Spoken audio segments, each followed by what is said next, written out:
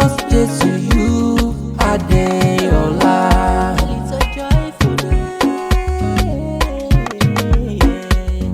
Abike shukurat, madago joko slow.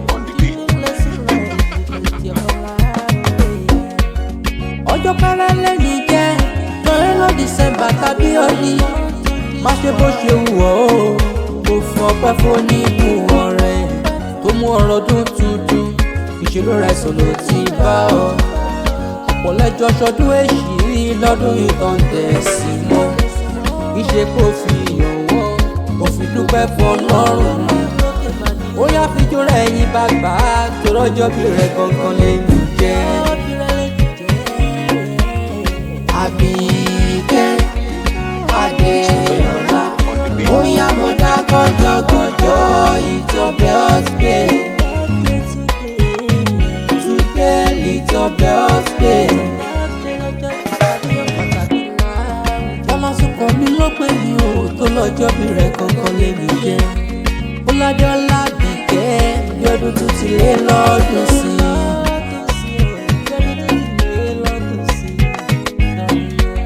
Torí ọdún December lè ní jẹ́, àyájọ́ tàbí ọ̀kọ̀ọ̀kan lè ní jẹ́.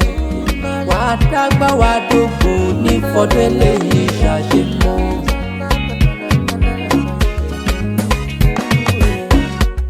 Àkàlà ìpọ́dún jẹ́ o, gbólógún ikú lèwe.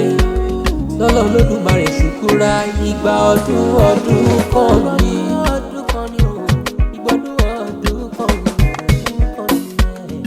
Abike Adeola, oya moda gọjọgọjọ, it's your birthday. Today it's your birthday.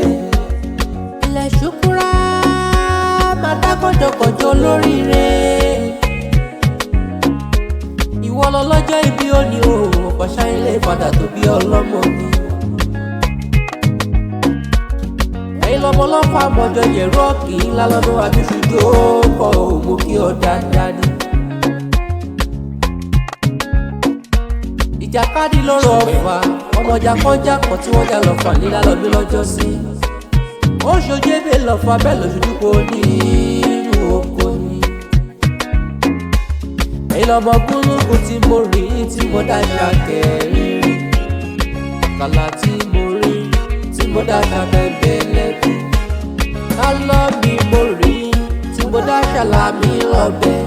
Ìyẹ̀rọ̀ bí mo rí o, mo dáṣà lámì lápá. Wálé ẹ̀dá kẹrẹ́ra lámì, bẹ́ẹ̀bá lámì. Ẹ má jábọ̀ tilẹ̀ lápá mi. Ọ̀kín ọlọ́fà lọ́lọ́fà, lálọ́mọlọ́mọ ló lọ́mọ. Abike Adeola, oya moda gọjọgọjọ, it's your birthday. Today it's your birthday. Yemiadeiye on the mix.